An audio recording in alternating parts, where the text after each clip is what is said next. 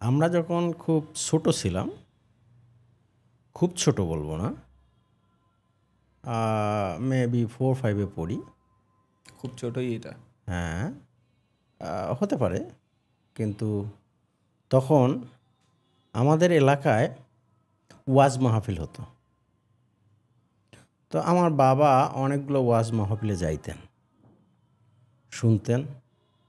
অনেক সময় অনেক ওয়াজ মাহফিলে অবশ্য অতিথি হিসেবেও উনি থাকতেন। তো গোলমুন্ডা নামে একটা এলাকা আছে আমাদের ওখানে। সে গোলমুন্ডায় একটা ওয়াজ মাহফিল হলো। সে ওয়াজ মাহফিল থেকে এসে আমার বাবা বলতেছেন, বক্তা যে গল্পটা বলেছিলেন সেটা বলতেছেন। গল্পটা ছিল এরকম, বক্তা বলতেছে, যেহেতু ধর্মীয় সভা, বক্তা বলতেছে যে আপনারা যদি বেহেশতে যেতে চান তাহলে ইসলামকে ধরুন, ইসলামকে ভালোভাবে ধরতে হবে, না হলে বেহেশতে যাওয়ার কোনো উপায় নেই। যদি কোনো অপরাধ করে থাকেন আল্লাহর কাছে ক্ষমা চেয়ে নেবেন, কিন্তু ইসলাম ছাড়া বেহেশতে যাওয়ার আর কোনো উপায় নেই। তো এই ওয়াজ মাহফিলে বহুত মানুষ ছিল। তো এখানে শিক্ষিত, অশিক্ষিত, জ্ঞানী, কম জ্ঞানী সকলেই ছিলেন। এর মধ্যে এক ভদ্রলোক, খুব সহজ সরল কম জানা ব্যক্তি উপস্থিত ছিলেন। তো সে করলো কি, সে বাড়িতে ফিরে গেল, সারা রাত ঘুমাতে পারে নাই।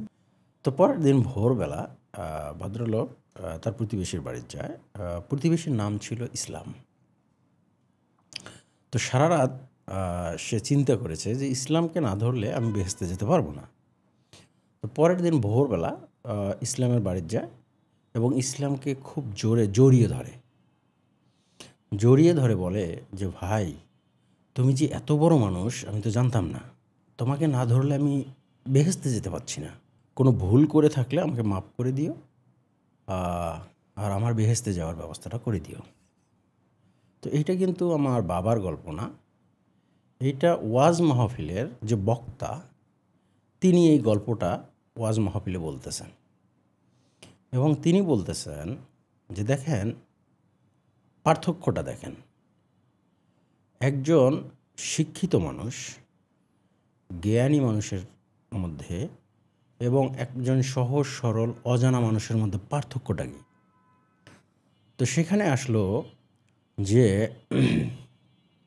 আপনার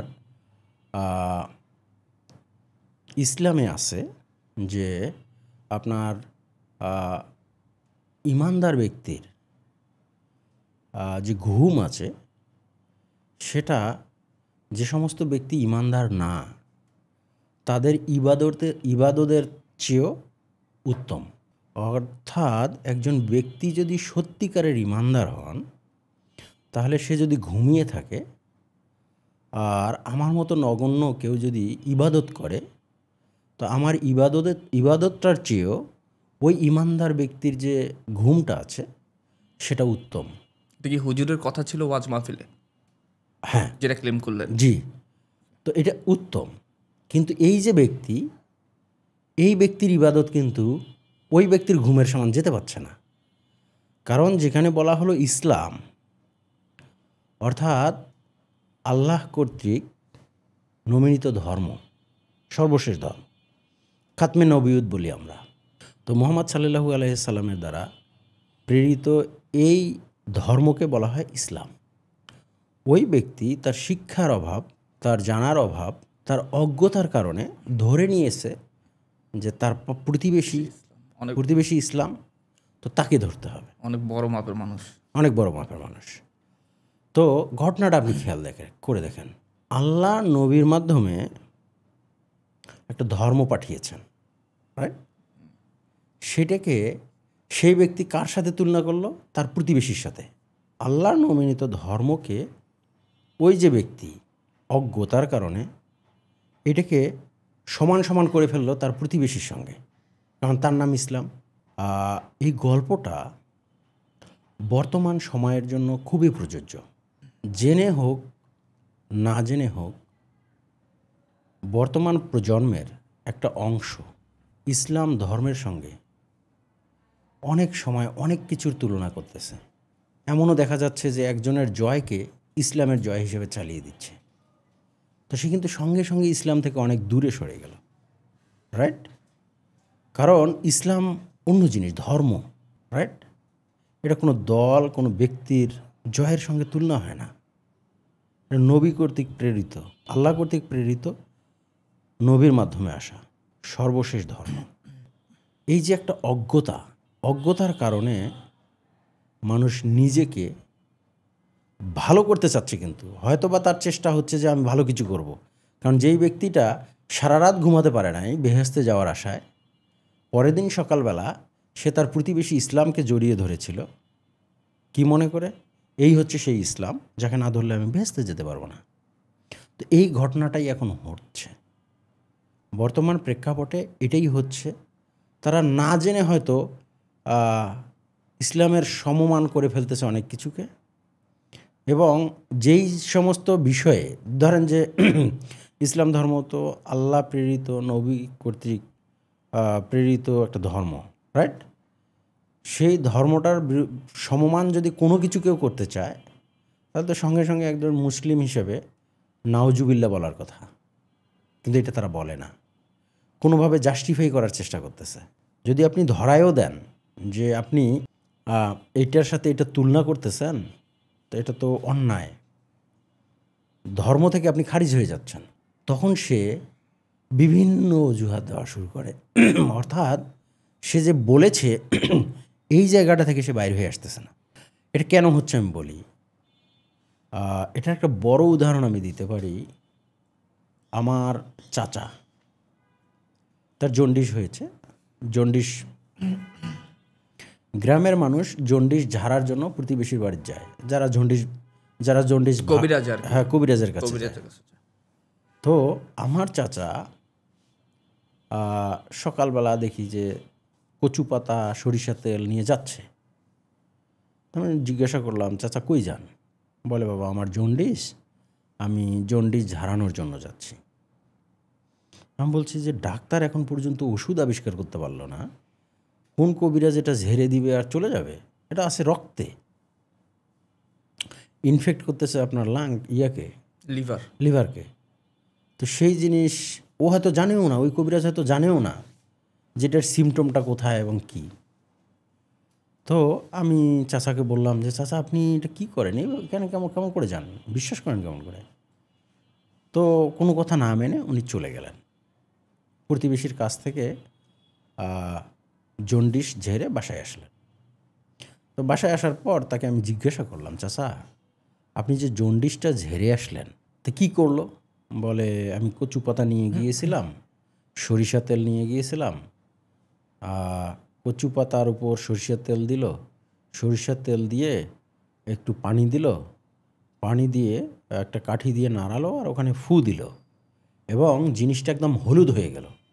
অর্থাৎ আমার শরীরের যে জন্ডিস সেটা বাইর হয়ে গেল। আচ্ছা, এ হচ্ছে তার বিশ্বাস। চাচাতো ভাইকে বললাম আমি যে কী হবে এটা, সোয়েম অথবা নাহিদ। বললাম যে যাও তো সরিষার তেল নিয়ে আসো, কচু পাতা নিয়ে আসো, একটু পানি নিয়ে আসো। তো নিয়ে আসলো। নিয়ে আসার পর ওনার সামনেই আমি কাজটা করলাম। কচু পাতার মধ্যে সরিষা তেল দিলাম। সরিষা তেল দেওয়ার পর সেখানে একটু পানি দিলাম। পানি দিয়ে কাঠি দিয়ে নাড়াচ্ছি। যখনই ফু দিয়ে নাড়াচ্ছি তখন এই জিনিসটা হলুদ হয়ে গেল। তো এটা হওয়ার পর আমি তাকে দেখালাম, যে চাচা আপনি একটু খেয়াল করেন তো, আপনি যে জন্ডিসটা ঝেড়ে আসলেন তখন কি এই তেলটার কালার, পানি সহ এটার কালার এরকম হয়েছিল, রঙটা এরকম হয়েছিল? বলে, হ্যাঁ বাবা এরকম হয়েছিল।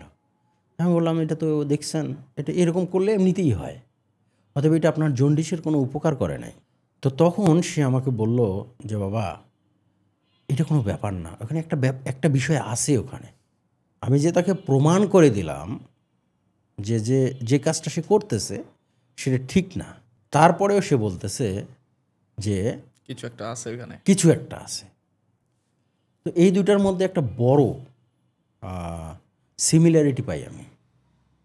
কারণ যারা আমাদের ধর্মটার সঙ্গে কোনো দল, কোনো রাজনীতি, কোনো কার্যক্রমকে সমতুল্য করতেছে, তাদেরকে আপনি যাহা কিছুই বলেন না কেন, তাদের কাছে মনে হচ্ছে না এইটাই এইটা, ওই জায়গাটা থেকে বাইরে হয়ে আসতেছে পাচ্ছে না। তারা কিন্তু ধর্ম থেকে খারিজ হয়ে যাচ্ছে, কারণ ধর্মের সঙ্গে তো তুমি তো কোনো কিছুর তুলনা করতে পারো না। সে জায়গায় তুমি তুলনা করতেছো, অজ্ঞাতভাবেই তুলনা করতেছো। ধরে নিলা যে আমার নাম অমুকের নাম ইসলাম, তো তাকে ধরলাম। এক্স্যাক্টলি এই ঘটনাটাই হচ্ছে যে অমুকের নাম ইসলাম, তাকে ধরলেই আমি বেহেস্তে যাব। তার জয় মানেই ইসলামের জয়। বুঝতে পারছো বিষয়টা? তো ঘটনাটা এত হৃদয় বিদারক, কিন্তু সাইকোলজিক্যালি এত স্ট্রং যে এই জায়গা থেকে কেউ বাইরে হয়ে আসতে পারছে না। এবং যখন তুমি শুদ্ধভাবে, সুস্থভাবে জিনিসটা তুলে ধরতেছো, তখন তারা ওই যে কিছু একটা আছে। তো এটা ম্যাক্সিমাম ঘটতেছে আমাদের অজ্ঞতার কারণে। এবং এই অজ্ঞতা থেকে বাইরে হয়ে আসতে না পারলে আমি মনে করি আমাদের ধর্মের ক্ষতি হবে।